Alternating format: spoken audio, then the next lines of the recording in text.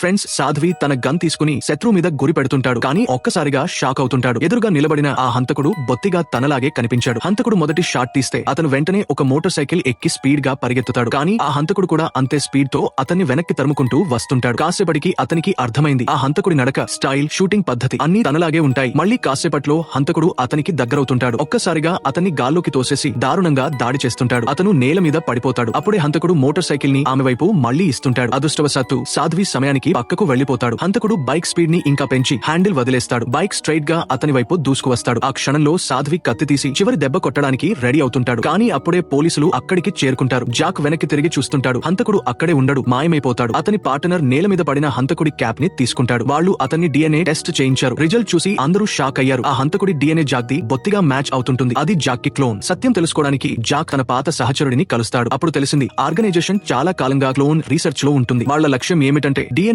ఉపయోగించి ఎమోషన్ లేని హంతకుల ఆర్మీని తయారు చేయడం. సత్యం బయటపడ్డాక ఈ సీక్రెట్ ప్రాజెక్ట్ ని ప్రపంచం ముందుకు తీసుకొచ్చాలని నిర్ణయించుకుంటారు. లీజా ఆ హంతకుడిని కనిపెడతాడు. అతను నటిస్తుంటాడు. తనని అతను పట్టుకున్నట్టు బిల్డప్ ఇస్తుంటాడు. అవకాశం దొరికిన వెంటనే ఒక్కసారిగా కౌంటర్ అటాక్ చేసి హంతకుడిని కంట్రోల్లోకి తీస్తారు. ఇద్దరు ఎదురెదురుగా నిలబడ్డారు. ఒక్క క్షణం వాళ్ళ కళ్ళు కలిశాయి. లీజా సత్యం చెప్తుంది, కానీ హంతకుడు దాన్ని నమ్మలేదు. మళ్లీ ఫైట్ స్టార్ట్ అవుతుంది. ఈసారి హంతకుడు పారిపోయాడు. అతను తన తండ్రిని అనుకున్న వ్యక్తి దగ్గరకు వెళ్తుంటాడు సమాధానాల కోసం. కానీ అక్కడ కూడా అతనికి అబద్ధాలే దొరికాయి. అప్పుడు అతనికి అన్నీ అర్థమయ్యాయి. మళ్లీ జాక్ ని కలుస్తాడు. ఈసారి అతనితో కలిసి పని చేయాలని నిర్ణయించుకుంటాడు. కానీ వాళ్ల మీద దాడి ఆగదు. కారులో వెళ్తుండగా ఎదురుగా రాకెట్ దాడి జరుగుతుంది. ఇద్దరు కారు నుంచి దూకి బతికిపోయారు. సమీపంలోని గోడౌన్ లో దాక్కుంటారు. కానీ చేజింగ్ అక్కడితో ఆగదు. మరో హంతకుడు వాళ్ల వెనక్కి చేరుకుంటాడు. భారీ గన్ ఫైట్ జరిగిన ఆ హంతకుడి మీద ఏ బుల్లెట్ పనిచేయదు. చివరికి వాళ్ళు జ్వలన గ్యాస్ కి నిప్పు పెట్టారు. భారీ పేలుడు. ఆ హంతకుడు నెలకొరుగుతాడు. అతని మాస్క్ తీసి చూస్తే అది కూడా జాక్ కి క్లోన్.